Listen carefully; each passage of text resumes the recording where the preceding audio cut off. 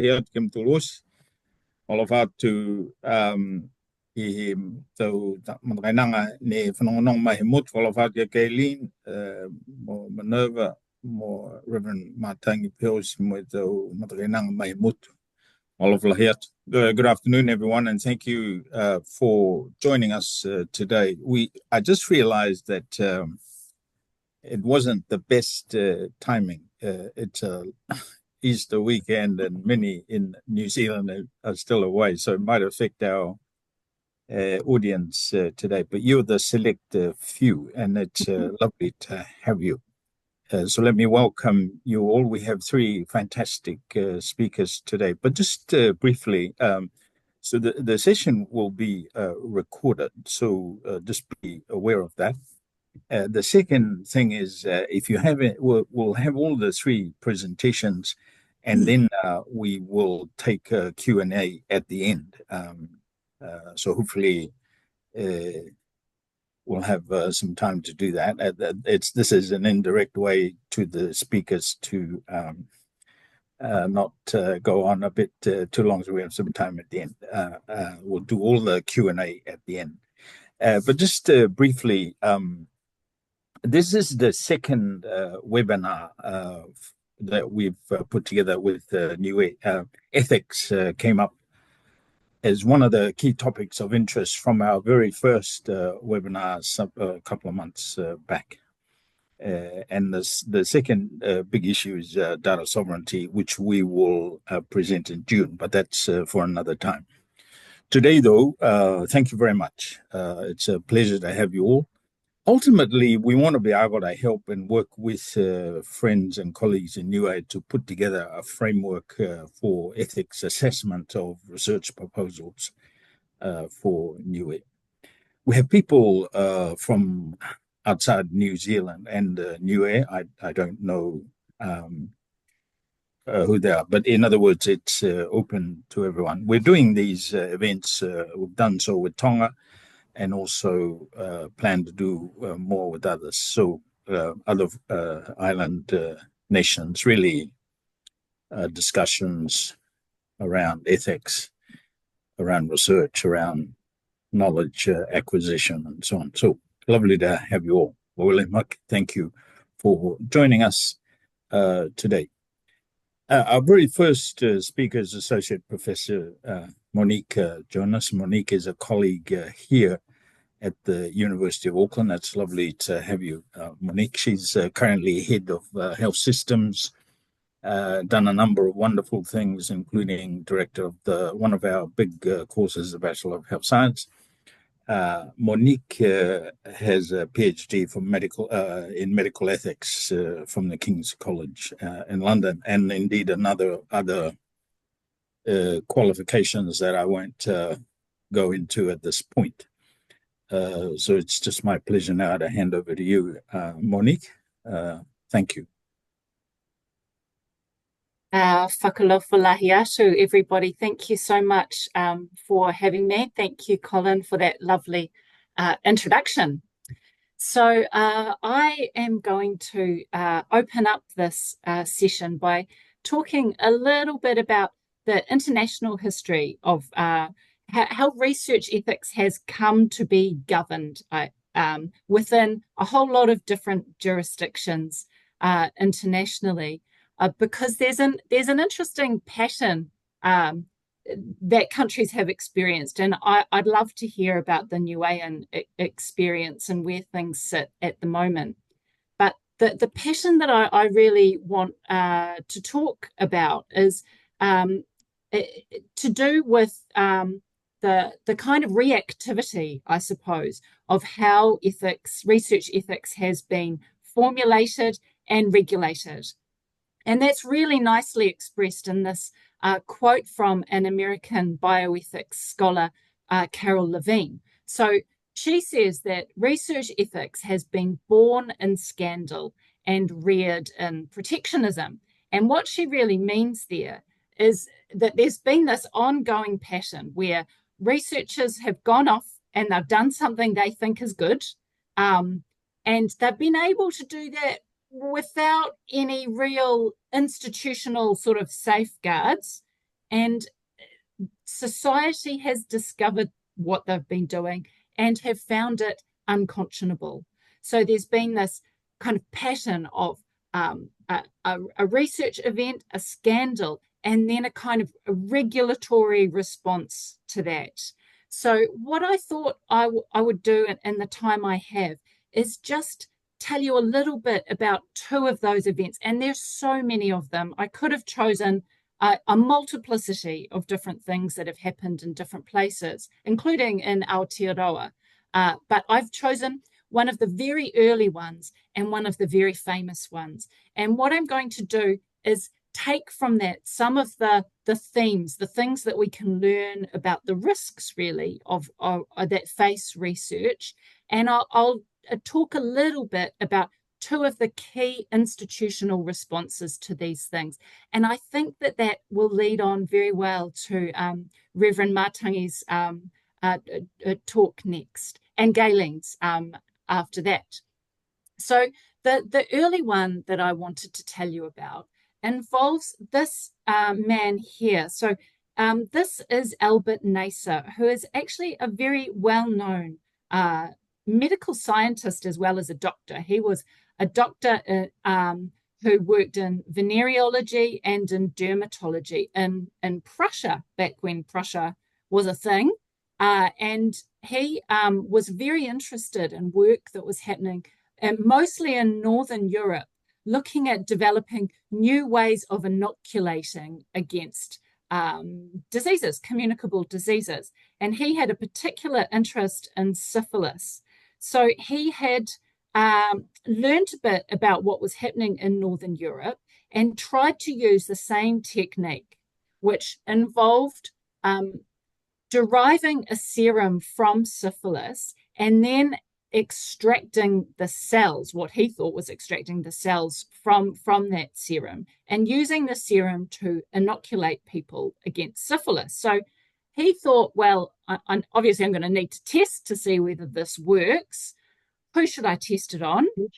He was a doctor at a big hospital, and he had access to patients, and he decided that he would test this on girls and women who were coming into his clinic, who he deemed to be at risk of being exposed to syphilis. So he did the first 4 with quite a low dose, and he didn't tell them that they were part of research or that he was giving them this thing against syphilis. They thought that he was treating them for what they had presented with. He had them come back and they hadn't developed syphilis. So he took heart in this and decided to up the dose and gave it to a few more people, and those women did develop syphilis. And this became public knowledge. I don't know quite how it leaked out, but the public was outraged by this. They were outraged by the fact that he had taken it upon himself to expose these women to potential risk of developing syphilis, and that he had not sought their consent. So the sentiment was so strong that the Prussian government felt that they had to regulate. So they introduced what appears to me from my research to be the earliest regulation requiring consent for inclusion in research. But that got swept away in the kind of arc of history and, the dissolution of the Prussian Empire. And it wasn't until after World War II and the doctor's trial and the Nuremberg Code being written. And in fact, even some years after that, really, that there came to be a much more widespread recognition that research was an area that needed more than just researchers going off and doing their own thing. So the famous episode that I wanted to talk a little bit about is the Tuskegee syphilis studies. So this happened, and this has had such a profound impact, really, on the development of regulation and formalized research ethics internationally. So unlike NACE's work, the Tuskegee syphilis studies didn't involve administering anything. Instead, it involved really failing to do that, failing to administer. So the Tuskegee syphilis studies were undertaken by the US Public Health Service, and they started back in 1932. So in the 1930s, there wasn't a known treatment for syphilis, and the Public Health Service really wanted to understand the natural history of a disease like syphilis. So how long people can live with it, what kind of effects it has, what characterizes people who live for many years with syphilis versus people who die quite early. So they decided to do some work investigating this, and they used black sharecroppers from Alabama. So these were men who, for around 399 of them had syphilis, and the others were controls. So they were identified as eligible for this study. They were not told that they had syphilis for the 399 that did. This term, there was a local term that you have bad blood. So they were told that they had bad blood, but not that this was syphilis. And that meant, of course, they couldn't be told about the implications for their families. So they were studied longitudinally, brought into the hospital. They had tests done on them. They were given a meal. They got some payment when they died towards their funeral. There were certain benefits. So they believed that they were being benefited. By the 1960s, when it became clear that penicillin was an effective treatment for syphilis, these men were not offered penicillin. So they were just retained in the study to see what happened if they were never offered treatment. And it was only in the 1970s, again, when journalists became aware of it, and there was a big scandal that the study stopped. And it led to a US presidential inquiry that led to the Belmont report, and eventually a presidential apology. So there are a number of themes that we can take from these two examples, but also the many others like this, that I think give us pause when we're thinking about research. So these involve researchers who are working in a field where there are no established rules. They have positions of power, so they have some freedoms that go with that power. They have influence, and they don't have formal lines of accountability that would prevent them from acting on their own research agendas. So they have quite a lot of power and capacity to do what they see as valuable. And that's another risk, that researchers are usually driven by a sense of the value of what they're doing. And their sense of value can sometimes be quite divorced from what wider society sees as valuable. So they're isolated from the views of wider society, and they have access to people who they can use as a research population. And those people tend to have less institutional power, and partly their powerlessness is maintained because they are not told. They are not told the full story. They don't really know what it is that they're participating in. And that means that they're not very able to protect themselves. So these are common risks with research scandals, and they have led to the situation that we have in Aotearoa and in many other countries where there's regulation, but even more than that, there's some institutional policies and requirements around research. So the first way that institutions like universities, governments, ministries of health, etc., have tried to manage the risks of research have really been to do with defining what are the principles, what are the ethical principles that we should apply to research, what should we expect researchers to live up to when we're thinking about what they do. And in New Zealand, we've sort of settled with two frameworks that are applied together. So one of them expresses tikanga from Mātauranga Māori, so that's Te Ara Tika, and the other is the Four Principles approach, which has come from America and has been around since about the 1970s.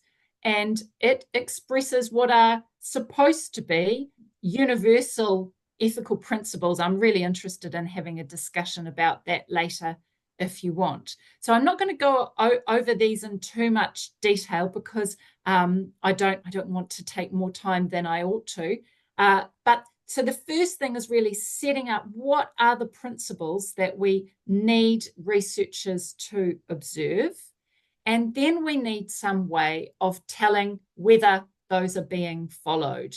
And this is really where the second institutional approach has come in. And that has largely been ensuring that research is reviewed and approved by a body, which in New Zealand we would call an ethics committee. In America, they would call it an institutional review board. And so here, the ethics committees have a number of different purposes. So the first is really doing that review. So they review what the researchers are planning and they provide feedback and suggestions. And their intent is to ensure that the research is acceptable to a community, and they require members who are representatives of the community as well as experts who can really assess what is the case for doing the research and doing it like this. So they do the review, they make suggestions, and then they do this thing which I think researchers don't appreciate enough, which is that they then approve research. So they lend their own moral weight really to this thing. They say, we think that this is okay. We give this our seal of approval. And that is so important when it comes to maintaining the trust of a community. The fact that something has been through ethics review and been approved really matters to how a community sees things. So that the fact that approval does make a difference to people's decisions means that the approval has to be done in a serious way. It has to be taken seriously. And that requires some formality around the processes, the ethical guidelines, how decisions are made known to the community, and how researchers are kind of held accountable for complying with the terms of the approval. So as any of you will know who've gone through research ethics, it can be a very formulaic, quite detailed process. It's not always fun, I have to say. I don't enjoy doing it, but we can break down the processes, what ethics committees are looking at, into three main categories. So the first is that research ethics committees really have to assess what is the value of this research. Is it valuable to our community? Would it express our community values? Is it designed in a way that means it's going to deliver that value? Is this set of researchers the right people to do it? How can we know that the results of this research will be disseminated, or is this just being done for the researchers so that they can tick boxes? How are we going to ensure that the value is actually going to be delivered? So that's the first series of questions that ethics committees have to ask themselves. And then that has to be really measured against the risks. So here's this thing that might have value, but what risks are associated with it? And who are those risks going to be experienced by? Is it participants? Are they going to be told about those risks? Is it the community in general? maybe this is something that doesn't involve participants, but there's a risk that the community will be represented in a way that is not in the community's interests, that is offensive to a community. How are those risks going to be managed? And what about risks to researchers? Because researchers can sometimes be prone to risks as well, physical risks, sometimes emotional risks. And what about institutions? How might this affect the trust in an institution, or an institution's ability to maintain its own ethical standpoint? And what are the plans about mitigating that? And how do these things balance? So you're doing a kind of cost-benefit exercise around the values and the risks. And then, of course, and we see, from cases like NACE's work and the Tuskegee studies, that idea of giving people a choice about what they contribute to, we can see why that's become so central in ethics review, that participants, by and large, there are some exceptions, but they ought to be able to decide whether they participate in research, and they should be able to do that without worrying about how their decision will affect their standing, how it will affect access to services, for instance. We need to think about, what about if kids are involved? Who should be making decisions? Whose consent is required? How's recruitment going to happen, etc.? So the job of research ethics committees is nuanced and challenging, and it results in, when done well, it can result in much more willingness to have research done in a community. So I guess I'll leave it there, and I'm very interested to hear Reverend Matangi and Gaylene. Kia ora. Thank you very much. I'll stop sharing. Yeah, thank you, Monique. Wonderful. Thanks very much. We'll come back to you. I'm sure there's going to be lots of questions, but that's a fantastic way to get started. My pleasure now to invite Reverend Dr Matangi from the Moiraima. Pokia eo ke funny mohe yung alinga those from Mariga Osi for coat for Osi Mega. It's I just apologize to him. We were supposed to have started with Leongi Karakia, but I'm getting forgetful in my old age. But it's my pleasure now to invite Reverend Dr Matangi to speak to us. Reverend Matangi lives on the island, spent 12 years in Carlton Ramsgate Uniting Church in Australia, 12 years as a whaiwhao, a minister in the Ecclesia Church in Niue, including president. He has a PhD in, I hope I can pronounce this properly, Reverend Matangi, ecclesiology from Charles Stewart. He might tell us what that is as part of his presentation. Real pleasure to have you with us today. Reverend Matangi, over to you. Kawelahi ma Dr. Colin. Wharawhalahi atu ki a tautu rosi ki he mga honei ki he ngohi ki a tautu ko Iesu Kariso. Manuin na whakamanatuanga he maturei maliutu mai hei ki a tautu. Fia ngai ia to hololoi fia tautu. Thank you, Sir Colin, for the opportunity. The pleasure is mine to be part of this series. And thank you, Monique, for providing that the backstory and the rationale behind the development of information of research ethics. I think it's important information to give us a platform to start from. And my role, I believe, is to continue on with the talk and provide some information about Christian ethics and Niue culture. I'm very, very much thinking about researchers and how to develop a framework for us here in Niue, and the things that we are to be aware of as we build this framework, taking into consideration the traditional knowledge, the place of the Christian teaching in developing our unique Niue culture and ethics. And so, yes, Colin, I did my PhD in ecclesiology, which basically means a study of church. And my focus was on what it means to be church in a liquid postmodernity. What does it mean to be being church in a world where it never stopped changing? It's always in transformation.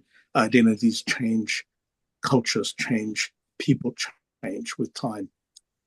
And so how do we adapt as a church, and how do we become relevant and continue to be relevant in today's changing world?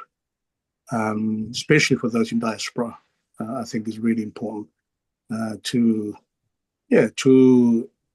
continue to be relevant and to be important, and to have a voice of reason and conscience to an ever-changing world, particularly for our people who are living and becoming church in a different way while living overseas. But let me start by asking a question. Next slide, please, Denzel. Starting by asking the question about what is Christian ethics. And I think most of us will understand that a lot of ethical stuff that we talk about basically emanates from the Bible, the teachings of the Bible, or other religions. So it's a study of what is good and what is bad, what is right and what is wrong. It interrogates what we should do, and what we love, and what we should resist as moral beings. So it helps us to determine what we should do in life to benefit others. Now, it also seeks to apply biblical principles to different situations in life where we face ethical problems and challenges, and Christian ethics kind of give us a guidance on issues like relationships and work and social responsibility and service. In other words, Christian ethics is about living a life guided by the principles that we find in the Bible, particularly the values of love and compassion, seeking to reflect the character of God that's revealed in the person and ministry of Jesus Christ in all areas of our lives. So Christian ethics is based really in the commandment, the most important commandment in the Bible, and that is loving God with all your being and loving one's neighbor as you love yourself. These are the founding principles of Christian ethics. Next slide, please. And so I'm now morph into our culture, the cultural context, and how ethics sit in with that. And just for researchers and data collectors, and those of us who will be sitting down and establishing a framework for research ethics. I'm being very mindful that we are to be mindful. We are to be aware of our cultural understandings, our taonga, our epistemologies, our worldviews. I think it's important for those coming to the island or local doing research to understand that these are important backdrops or context to be considered. So the first one I want to talk about is the idea koe kaina hea tua, the household of God.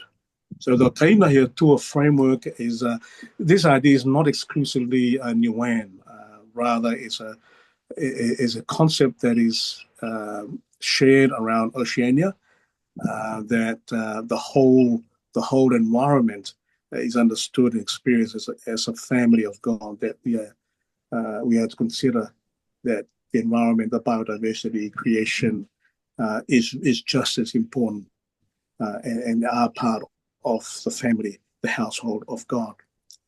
It's important also to understand that we are created in the image of God. Therefore, every human being has intrinsic value. We have intrinsic worth. And so the first and comprehensive objective as a researcher is to guard and protect the participants, to protect their dignity, to be mindful of their rights and their welfare. And the research is directed in a way that will help, that will assist the welfares of the people, of the families, and communities as a whole, or the whole kaina. Next slide, please. So the next idea or framework is moui, koe moui katoa toa. It's not just part of life; it's the whole of life approach. I remember Sir Robert Rex often say in funerals of important people of stature, he would say in Niue, koe tangata tangata, koe tangata tangata, pakawhai tangata. Well, the person of concern is one with integrity. It's describing someone with integrity because he or she is aware of and respond to all parts, all aspects of life. One who is very aware of one's surrounding and the need and the need to serve. So it's a whole of life approach that acknowledges the intrinsic value of all of God's creation, because we all belong to that kaina, to that home, the household of God. There's also a saying, nepehe mai, ka noa moe atua si seao e tangata. Without God, life ceases to exist. So the proverb suggests that tangata, in this sense, alludes to and includes the whole environment. Because they make it tangata ke mui hoyeni, kai mai ki atua ke fuaki e revekianga hitomenosi mai tangata. Another saying, it goes like this: Kuo hako koe, ko koe hako. It goes, I am because you are because I am. The colonized mind has subtracted, or at the very least, diminished the environment when defining tangata in the Niue context. When we speak of kuo hako koe, ko koe hako, reminds us of our interdependency.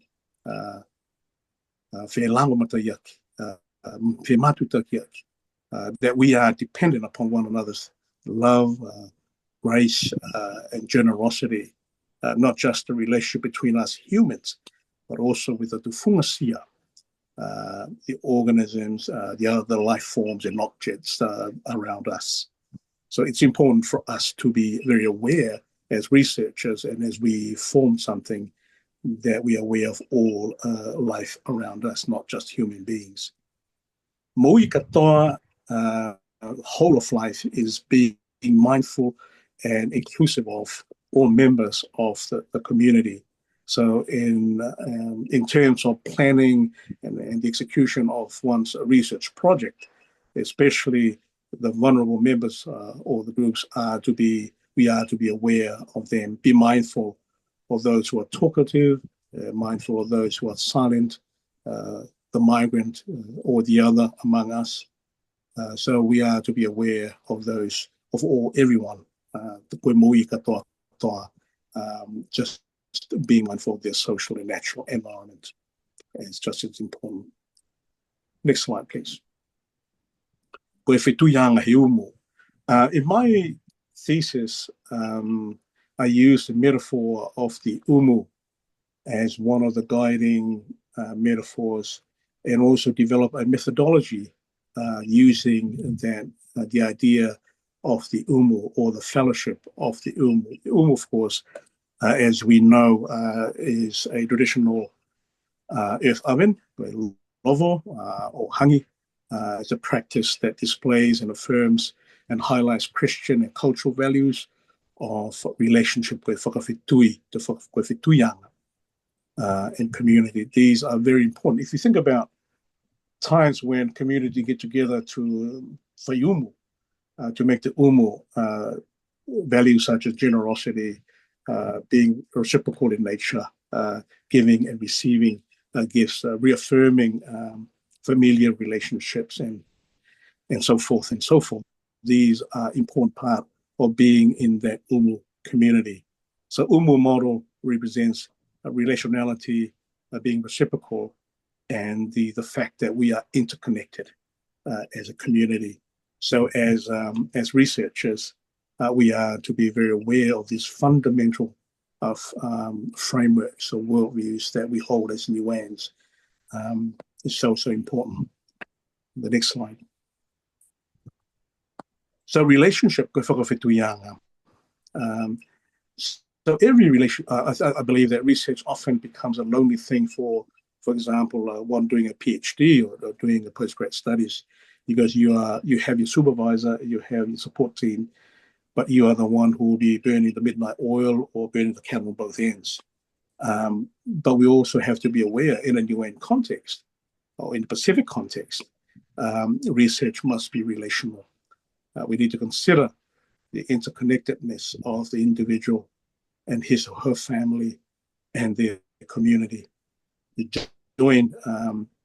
So those who are being part of the project or the research, we need to be aware of that you are becoming part of that family or that person. So it's not just a person, but that person is part of the family. The participant is part of a wider family and community. Therefore, consider joining that person or the family in community functions and so forth. So understanding the practice and practicing respect for relationships, respecting all participants with humility,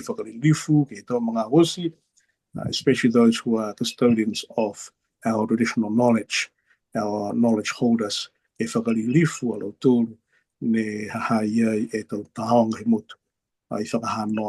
we are to be very, very respectful of those people, of elders of all people, but particularly those who hold our traditional knowledge, because that's the way of the umu.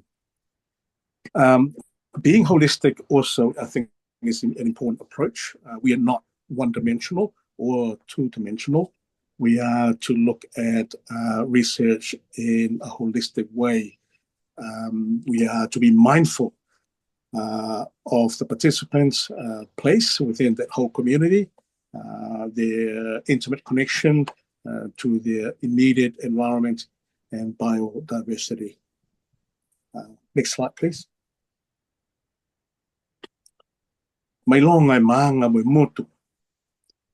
Researchers, and as we develop this framework, we are also to be aware that community-based approach is most appropriate for Niue and indeed for indigenous communities.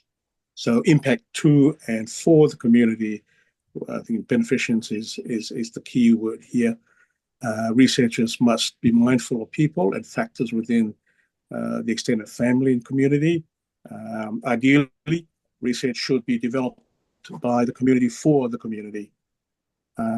Because at the end, the end goal must ensure that the most positive impact to and for the manga, or the motu, or the tautanga needs to benefit the whole as a community, not just an individual. Another important community-based approach is that of conversation with participants. So participant is a given.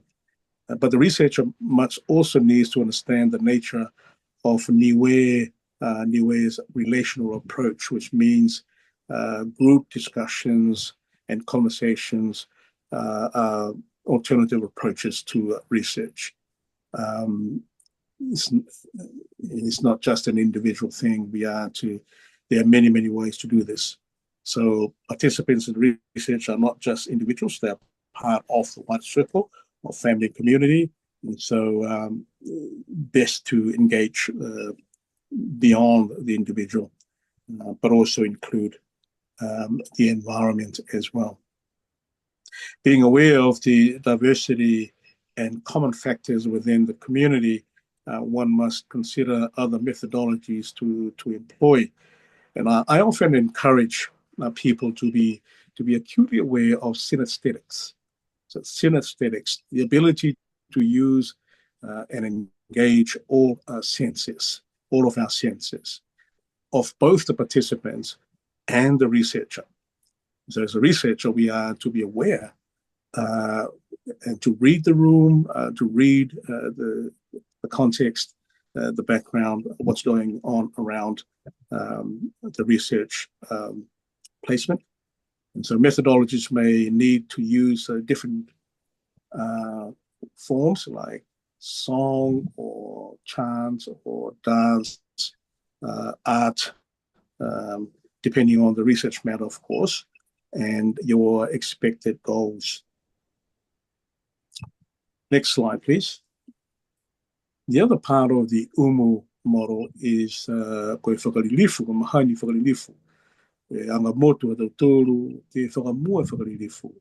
That we respect is utmost important. I think I've touched on this in the earlier slide. Elders trying to be aware and follow the community protocols and etiquette, mindful of language, including body language, other forms of communication. Oftentimes in Niue, we are to think about dress code, mannerisms, cultural and social expectations. So to gauge the context of participants, one may need to attend, for example, church or village gatherings and be part, blending into the participants' community. Also, always remember to treat informants and the acquired information with utmost respect, not just respecting the participant, but also the information that you have extracted.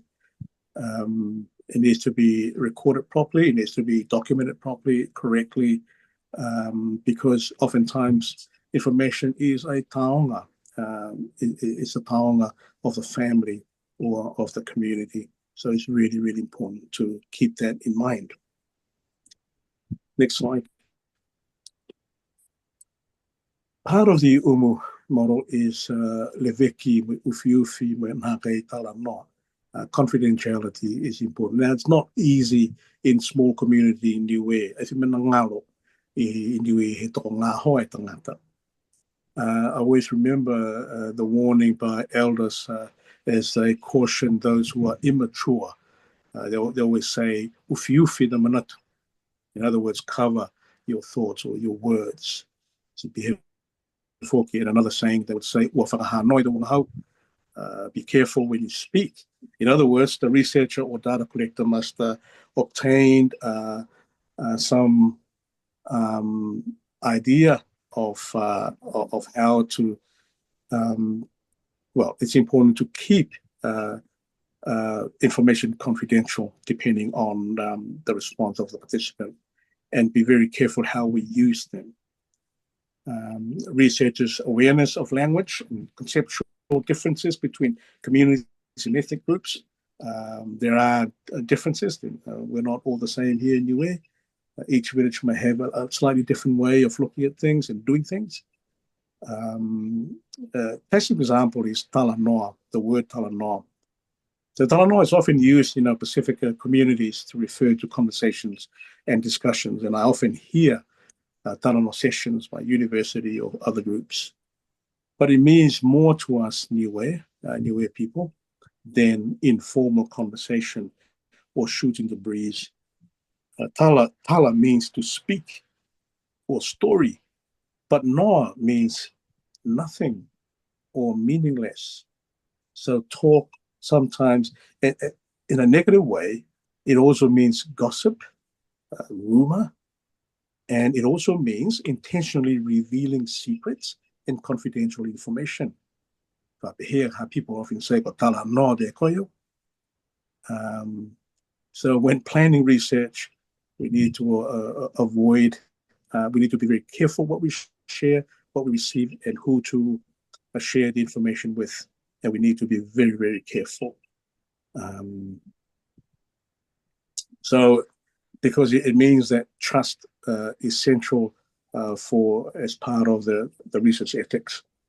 The ability to honor the participants' request for confidentiality, protecting anonymity and confidentiality of participants is critical. It's very, very important, especially in our small country, Niue.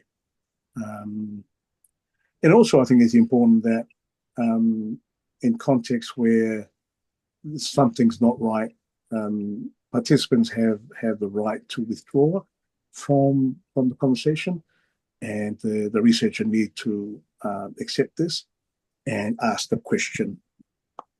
And lastly, the last slide, and something that I think is important for us to look at going forward, is the loss of taonga mga whaua, te taonga maanga, mo te taonga motu, the loss of private and community and national properties and traditional knowledge.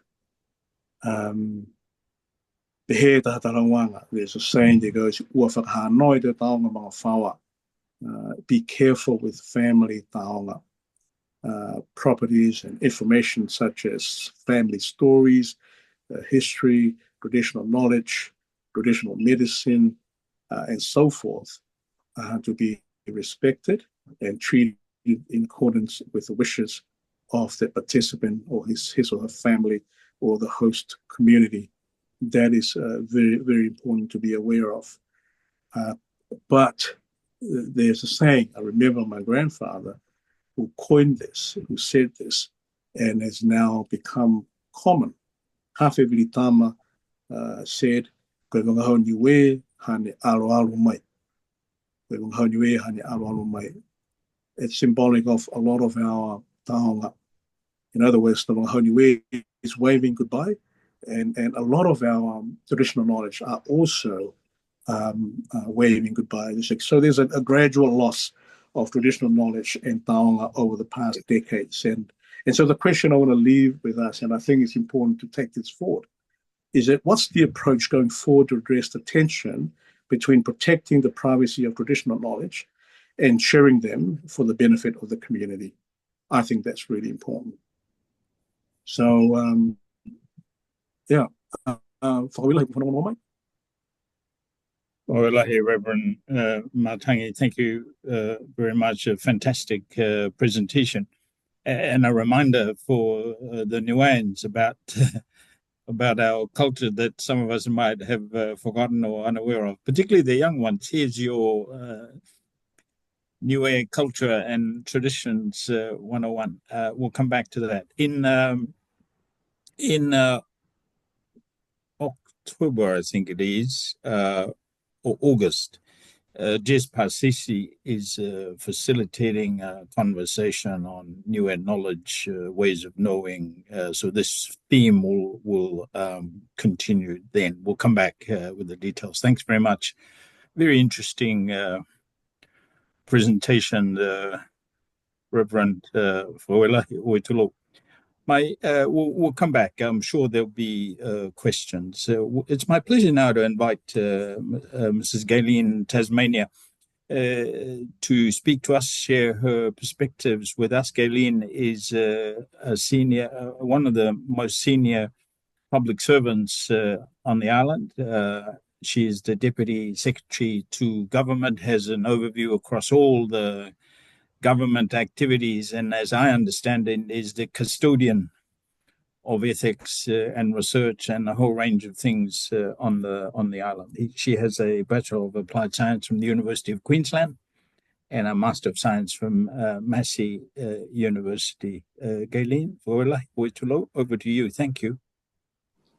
Whakawelahi, Sir Colin, howhiowhia te whakalafa ki mtoloasi ki he ngahi ki te tōku Yesu ki Riso. Whakawelahi ki he mga hoko tuku mai ki whai manatu whakakis hangawia ki he ethics and research in Niue. Thank you very much, Reverend Dr Matangi, as well as Monique. I think it is good that I go last because I now feel a bit more confident in the in the content, I guess, of my presentation. Next slide, please, Denza. Both former presenters have provided some of these key ethical principles, so I'm not going to go into too much detail, but when putting this together, it was really about describing what this all means to us in government and how it is that we are going to ensure that being a responsible government, we need to make sure that we protect the welfare of our people, and that we are the ones that, I guess, like you said, Dr. Colin, we have to be the gatekeepers of the research on behalf of our people. So those 8 key ethical principles I put up there, you've heard from both Monique and Matangi, and so they're all the same, similar to what they have presented already, so I'm not going to go into too much detail. Respect is number 1. It's not just respecting our Niue customs and culture, so I'm so glad, really happy with that presentation prior, because it reminded us that we're not just Niueans with Niuean culture and customs that we have to worry about, but it's the upbringing, which is based on Christian principles, is what also has to be respected. And I think that was quite clear, that came out quite well in that presentation. Informed consent you've got there, we want to make sure that people understand exactly what it is that you're asking of them. That is our responsibility as a government. And one of the very first things you do is that you have to translate anything into Wangao Niue. That is, again, related to number 1. Most times when you have consultations here, kutoma matua, it's our elderly who turn up, more so than our young ones. So when you turn up to consultation and you have taken the time to translate your material into Wangao Niue, it goes a long way. So definitely informed consent, they need to understand the purpose, risks, and benefits. We've already heard that. Community engagement is important. While there are decisions that government can make, those decisions can also be made by the community. You need buy-in from the community. They need to know that this is not just going to benefit government, it's going to benefit their families and their communities and the nation as a whole, sorry. Ethical approval and government authorization. So we don't have a formal ethics committee, and there's a slide on that in a moment in terms of the process that we have, the current process. So we do rely, or we have been relying on overseas ethical approvals. So those of you who have submitted applications to do research here, we have asked that you get ethical approval from your universities. So we basically are relying on that ethical approval. And hearing from Monique is that that's the value that we put as a government on the ethical approvals provided by the universities that you are doing the research for. So instead of us going to, there's only so many anyway, but we need to have that expert opinion and that seal of I guess, approval or endorsement from an ethics committee of a university is what we take. Then we go to government authorization, which is through our cabinet. That is the highest decision-making body here for the executive government. So cabinet makes the decision, but cabinet makes it informed that we've done everything that we've supposed to do and bring all the information to them to make that decision. Data sovereignty and privacy, of course, that's also something that's come up more recently, Indigenous data sovereignty. And while we are still quite new in trying to find ways of protecting that data, it's the onus is on the researcher to do that. It is not government's job to kind of understand, well, how is this going to be stored, the Indigenous knowledge that you collect. It is the onus on the researcher to provide all of that. And if there are gaps, that's the role of government to then go back to you. But first and foremost, you have to bring that as part of your application. Environmental responsibility, and this presentation was done for all research. So while we have concentrated more so on health research through the Office of the Government Secretary of Government, we are we receive all kinds of research. So it could be out in the ocean, it could be on land, research with biodiversity, anything like that. So environmental responsibility is also key for what we're looking for. Reciprocity and knowledge sharing. Of course, you've got to be able to share the results with the community, and they need to be able to understand, oh, okay, I've contributed to this, and this is where they're taking my information, they've collated it with others, and these are the final results. But also to acknowledge those local contributions, and even consider co-authorship or collaboration where appropriate. And of course, we touched on transparency and accountability. So be clear with your objectives, the funding sources, and how the research will be used, but also be accountable, especially to the Niuean stakeholders. Next slide, please, Denzel.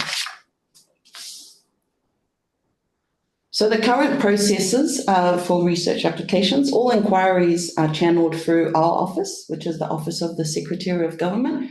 And I've put the email up there, but I'm also happy to share some other contact details afterwards. But that's our main email. We have a few staff who will check those emails, and these can just be inquiries. You don't have to be sending an application form straight away, because as you can see, I've already mentioned that we don't have a formal research ethics committee at the moment, but the national process is under review. And once we have that process endorsed by Cabinet, we will be putting that information up on our government website.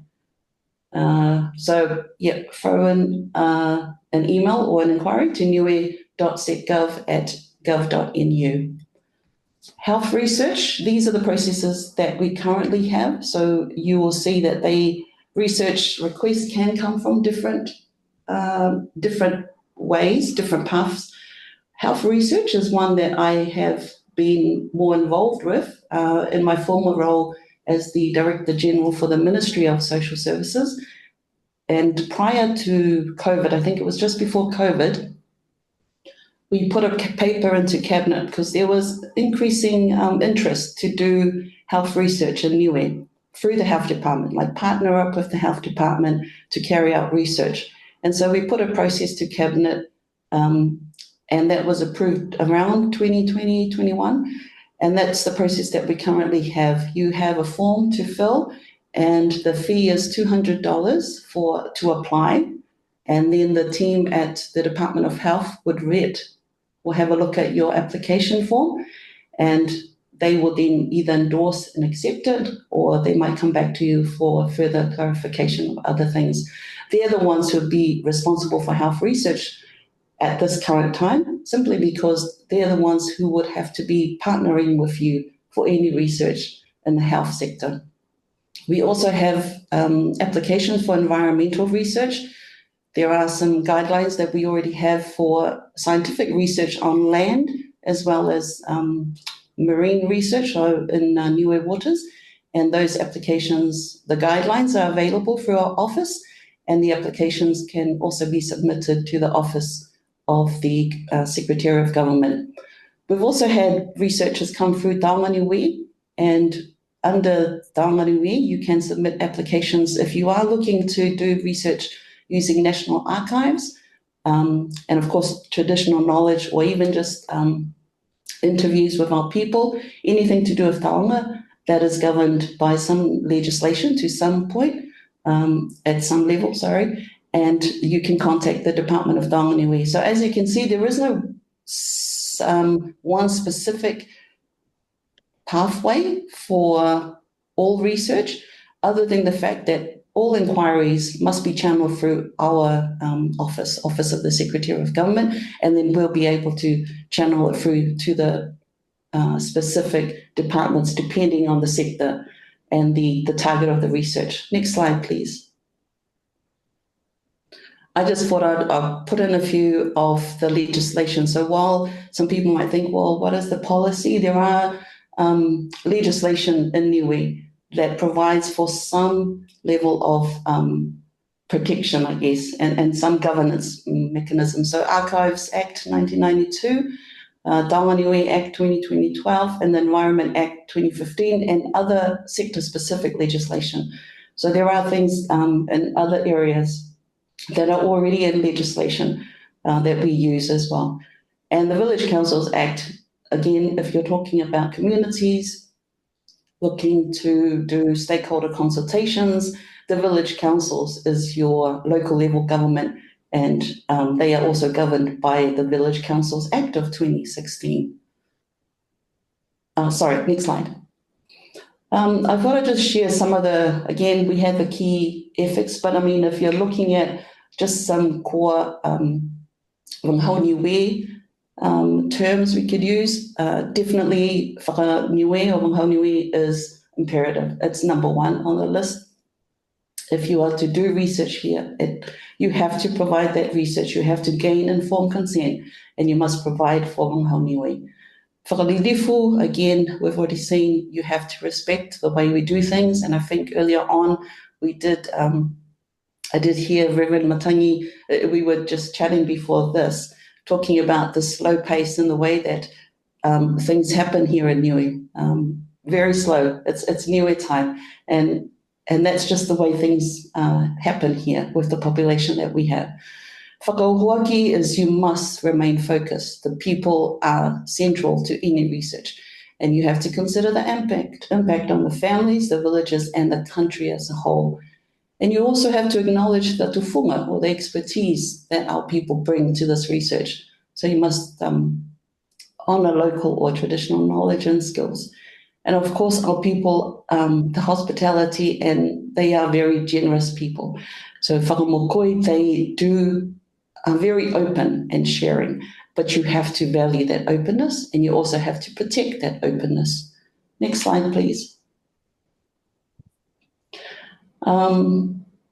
Just a reminder that, so that should be government takes overall responsibility for the welfare of Niue's people. If things go wrong, they're going to look to the government to provide answers. They look to the government to provide security and protection for them. So government doesn't take these decisions lightly, and that's why we take it to Cabinet. Cabinet makes the final decision on research. So again, just reminding people that, we're all, we're not just subjects, we are partners in this, and if you are looking to do research in Niue, then we need to look at that as a partnership. Our people will be sharing knowledge, and it is a gift, and it should be valued. There are external researchers that come, and I've heard a lot about using our Niuean people, local people, to drive the research, and I'm glad. But where there are external researchers, that you must approach communities with humility and transparency, and we always require a local counterpart. That goes without saying. There's something here that the communities here trust our own people. Even if you are just a Niuean from overseas, but having a local counterpart is so much more important. And that goes back to, we are responsible for the welfare of our people, of our local population. So yeah, I don't know if that's a good thing or a bad thing in terms of having a local counterpart, so they know where you live and come to you when things go wrong, but you would do a lot better when you have a local counterpart. So whether that's a department or an individual or an organization, you must have someone who was working here in Niue as part of the research as well. And of course, the cultural protocols followed and respected. We've touched on that. Next slide, please, Chantal. Just some tips on how to, carry out responsible research. At the very least, it should be aligned to the Niue National Strategic Plan. We are currently reviewing the current one. So it's 2016 to 2026, which is the one we currently have.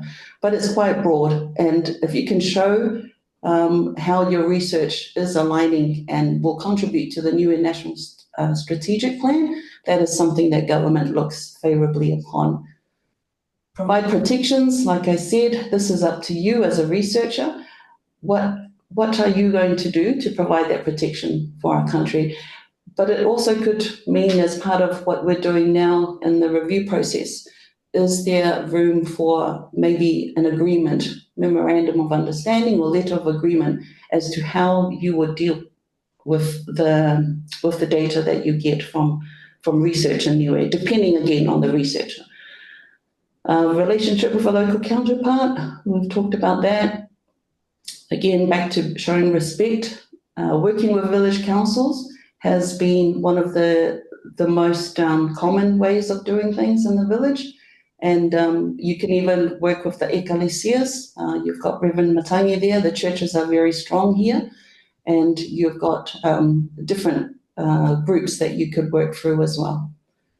Again, be transparent. One of the most important things is also looking at the cost. You've got both financial and non-financial costs. When you come and do a research in Niue, you have to consider the capability of the local population. You also have to consider the cost on them, on the staff that you are asking to help, on the departments that are asking that you're asking to help, and even the communities. Of course, share the results and benefits with the community. Always follow up. Some people have come, they've had maybe an initial community consultation. They've gathered data and they don't come back and share the results at the end. So those are some of the things that we'll be looking at as well. And last, of course, is to leave a positive legacy. You're not just here to extract data. You must be looking at building capacity of our communities or the local workforce. And if there's any opportunity for technology transfer or other things, that would also be favourable. And my last slide is next one. And I think this, and I thought this is actually quite good that the first two presenters from Monique and Dr. Matangi, ethical research in Niue is those three R's: respect, have that relationship, and round it up with the responsibility to our people. So, honouring culture and community, research becomes a shared journey of learning. Koelahi mahaki for your time, and I'm happy to answer any questions. Thank you. Koelahi, Gaylene, wonderful practical suggestions there. Fantastic presentations from all of you. Monique, Dr. Matangi, and Gaylene, Koelahi. Fantastic. I can't see all the hands, but this is your opportunity to ask any questions. Put it in the chat or put your hand up. Nuhi, I hope you're still there. You had a question earlier on, I think it was directed at Monique on university or some ethics committee in New Zealand making a determination, assessing the proposals, say in this case for research in Niue. And the question is, how do people on an ethics committee in Aotearoa make a determination about research in the context in an island jurisdiction without the prior knowledge? So we'll start with that, Monique.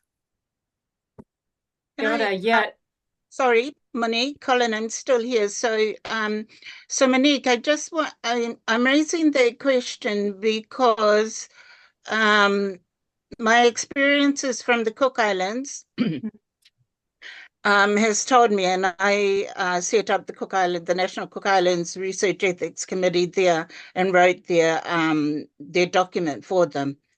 But the question was around, yes, it is, as Colin has said. And the discussion there, you can hear from the discussion from both Matangi and Gaylene, that a research ethics committee seemed to be okay. Well, it's not. In fact, that's been my experience in the Cook Islands. And in a recent example is this research project that was given research ethics this year, well, last year, I don't know, but anyway, I'm involved in it. I was given research ethics clearance in Auckland, went to the Cook Islands because we have to clear ethics in the Cook Islands. It got pushed back in the Cook Islands on one thing. And good on them for pushing back on that one thing, because it shows that they were reading these ethics applications and saying, this is not going to work for us. You need to go back and come back with something that's going to work for us. And so if we allow the research committees outside of the region to assess these applications, and they don't understand the context in the region, how does that work for the region? Niue, thank you. We'll go to Monique and we'll invite Gaylene and Matangi to comment as well. Monique? Thank you very much for that kōrero. Yeah, I entirely agree with you. It's something I know that ethics committees here feel very uncomfortable about. I mean, they're very aware of their limitations in terms of understanding the context and how significant that understanding is for really for doing an ethical review. It's a very tricky business. I feel particularly concerned about those issues where the researcher is a student researcher, and their supervisors might not know the context either. They might be based in Auckland, and so there can be very, very few safeguards in a situation like that. That the situation that the universities are in is that what they often want is they would like for ethics approval to be given in the country that the research will happen in, and then they have a process of endorsing that. They want to ensure that their researchers are answerable to the university, and their ethics approval process is part of how they ensure that. So they don't want to just absolve themselves and say, well, there's an ethics committee somewhere else, but they want both. But sometimes researchers then tell them, well, there's no ethics committee structure there, and that could be true, or it might not be true. So universities can be in quite invidious positions there.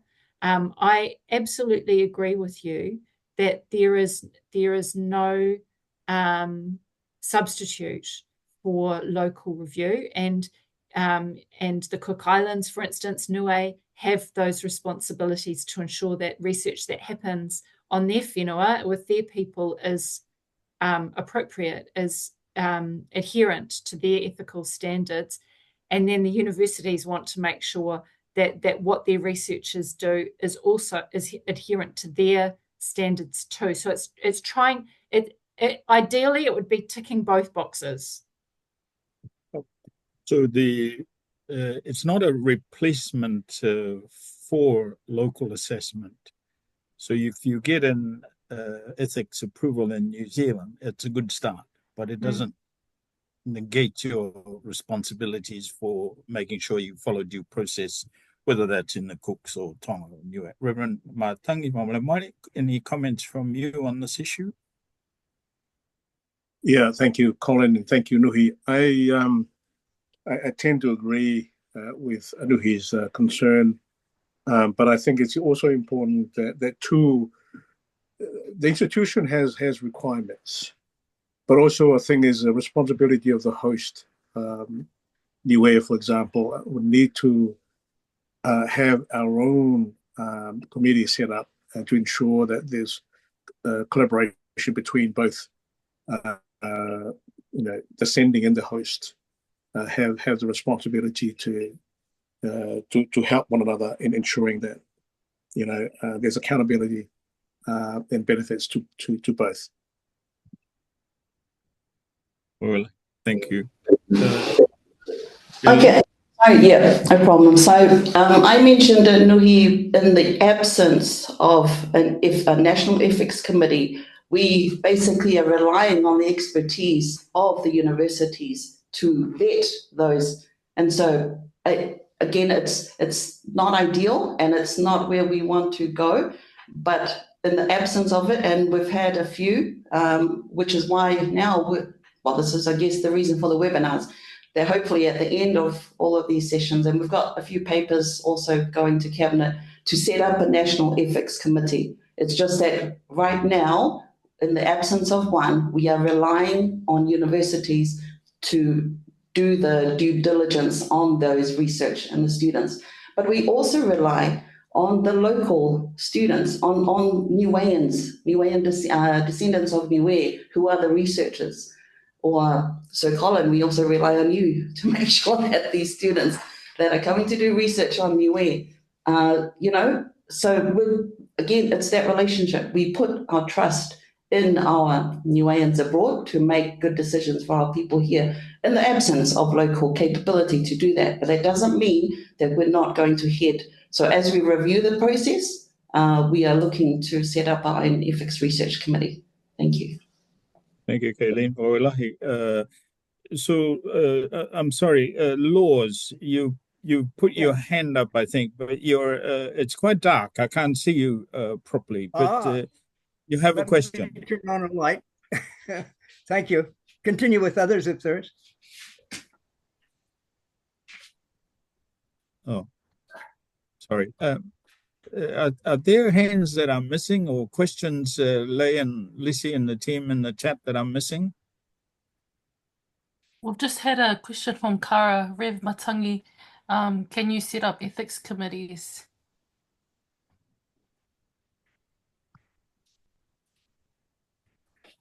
Yeah, I just to add on to other responsibilities and other work, I think the whole point about this webinar is actually to provide a platform for conversation in starting to develop a framework to establish something like this. As Gaylene said, in absence of a research committee here, I think it's important that we rely on and depending on institutions overseas to do that. But I think Moni has pointed to legislation that would assist. But I think people need to put their hands up and start the process of establishing, a committee here on the island. And I think that's something we need to do. Yeah. Olahi, other thoughts, questions or comments? We have a little bit of time left. Owen? Go ahead. Sorry. Go ahead. Can I just make a suggestion? Hang on, Nui. I'll tell you now. Okay. Nui, hang on a sec. Laws. Yes. Okay. Go ahead. Thank you very much. One of the questions I have, and I've done a lot of research of various kinds, but it is of informed consent. And it's not only informed consent of the people that you're researching or their effects, but also on the informed consent of people who are giving the permits to do that research. This means that they have to be informed.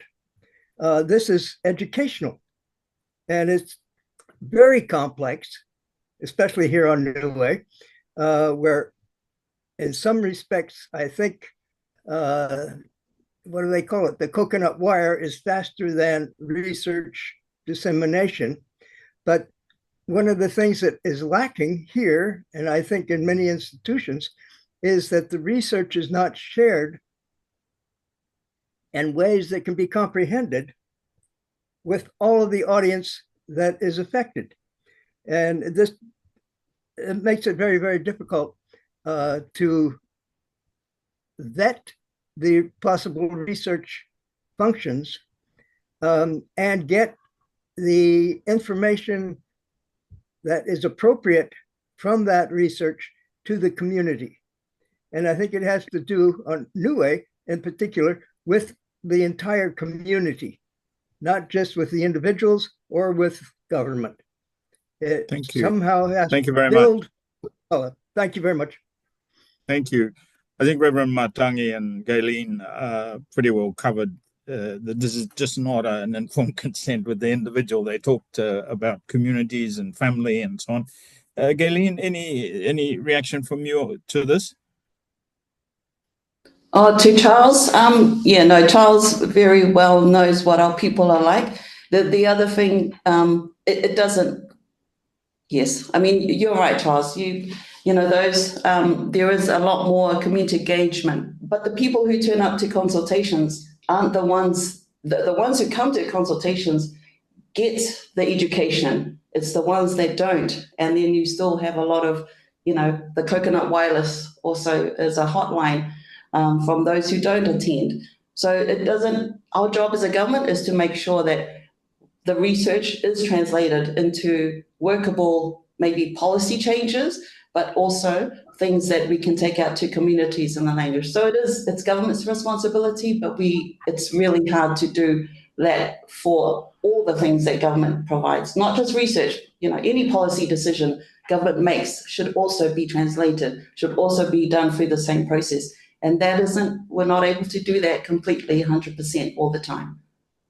Yeah, Gaylene, thank you. Understood the broad remit of governments. Nuhi, you had a follow-up question.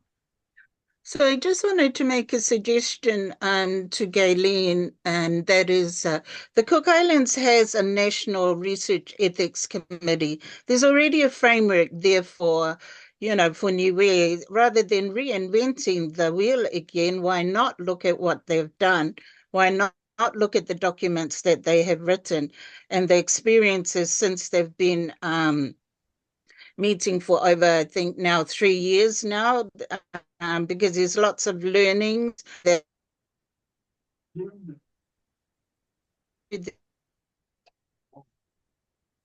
Lost you, Nuhi. I think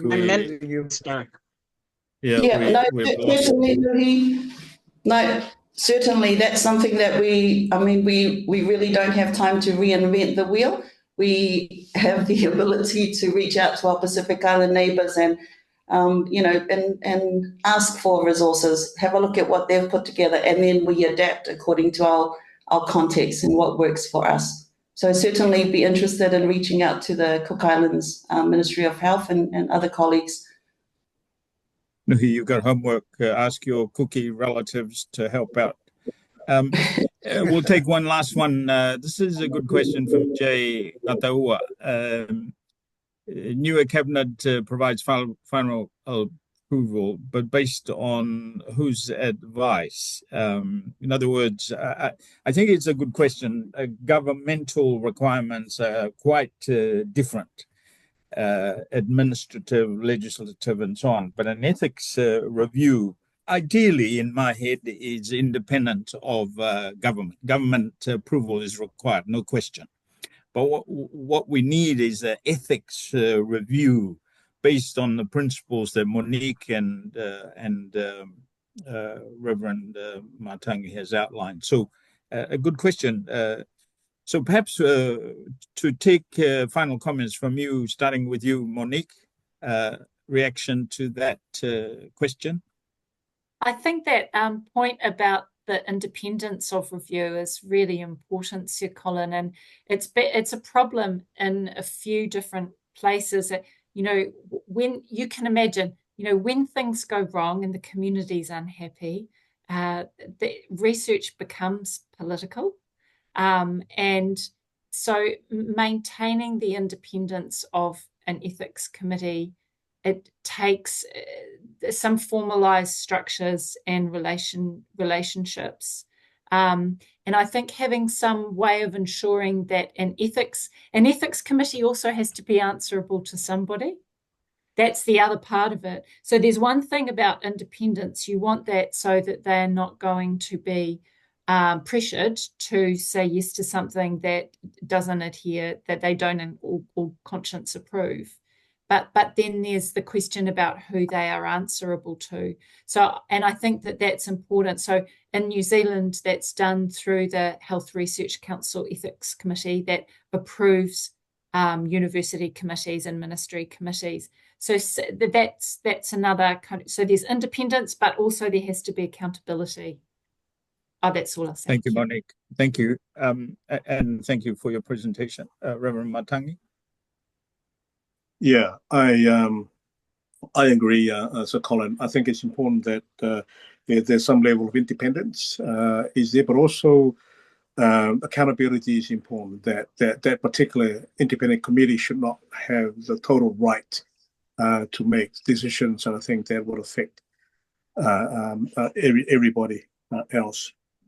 But the other thing also that, again, not reinventing the wheel, is to ask the same question to other colleagues around the Pacific, how they have dealt with that sort of scenario. And I think it's important for us also to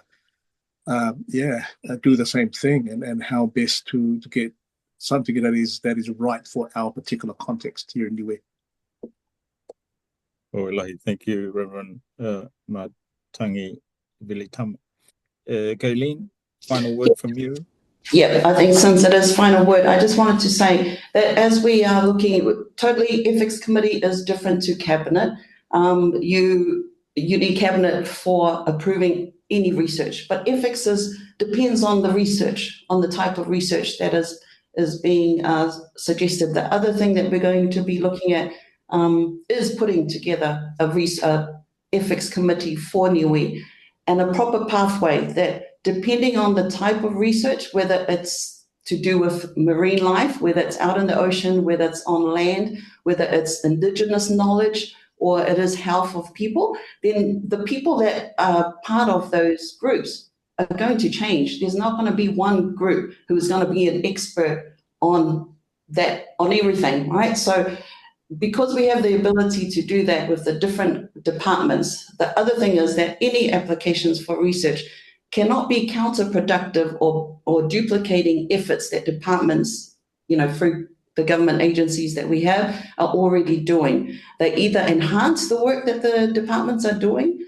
or they provide other, fill the gaps of what's required in the department. So some of the key research that we have approved in the past have been where we don't have the local ability to carry things out. So in health, I would give the example of the hearing test for our young children and for the schools, right? These were Auckland University students. They came and they did that for us.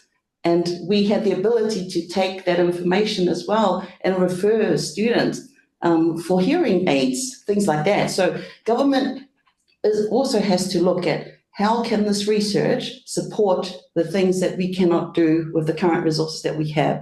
So it has to be a win-win. Like I said, it's a partnership. It's got to be a win-win. And there are other ways of doing things. There is no one size fits all. And in Niue, we have the ability to be flexible and adaptable, and to actually do things that mean a lot for our people. But we have to do it with good intentions, people at the center of it, and be advised from experts, people who have a lot more experience in this area. But at the end of the day, government makes the last call. So thank you very much, everyone, for your time. And I hope we are looking forward to setting up our ethics committee going forward, and a really robust program and process for research approvals in Niue. Thank you. Thank you very much. Sorry, folks, our time's up. So let me firstly say thank you to Monique, Reverend Matangi Vilitama, and Gaylene Tasmania. Fantastic and supplementary, or whatever the word is, complementary presentations. Fantastic discussion. So thank you very much to all three of you. We hope for the audience listening in that you will join us. The team will send out a notice of the session in June on data sovereignty, but obviously some follow-up from today around an appropriate ethics review process for Niue, and there's plenty of talent here. So thank you very much. I would now like to ask Reverend Matangi Vilitama to close our event, given that I was forgetful at the beginning. Ke whamaupopoe mawhituyanga hado tūma tuakwako Vilitama, lausi mo e koe e mawhituyanga hado tūma whiawhinei. Wawele mahaki am tūlosi ne whanono mai ni mame mhumutu. We hope you'll join us again next time, Reverend Vilitama. Thank you. Oh, really? Sir Colin, Pihia, Monique, Gaylene, and your team, Sir Colin. Thank you for all the hard work that you've done and are doing. And thank you to all our participants who are part of our conversation tonight. Let's hope that something good and positive will come out of our discussion tonight. And we look forward to doing that here in Niue. Let us pray. Jehovah koe hamauturu atua, whiu ia koe hamauturu tau sianga nei, ke he kamatanga, mo e tau manatu ko mai ke whi tufa kia ia mauturu. Kia e ke hamauturu a tau manatu, mo e tau whakatutalanga, mo okoro ai koe atua, ke whakatokotoka, e tau matangahua ke lata mo e tau kumikumianga. Mai mita ki tu tangata he motu hamauturu, piheni me rarolangi katoa. Ai re mai si whakamria ki runga ia mauturu, me tau mana whawa ha mauturu. Whakaue koe atua, koe maturei mai riutu mai ao tamu. Koe whakaweanga mai tau momoui ha mauturu, koe ha mauturu tau mga whawa me tau tangata. Ia whakamria mai koe mauturu, e ha mauturu ma wehanga nei, e ingoa he matua, mai tama, mai anganga tapu. Amen. Oitulo, oila. Thank you all. Thank you. Hi, everyone. Thank you, everyone. Bye. No. Bye.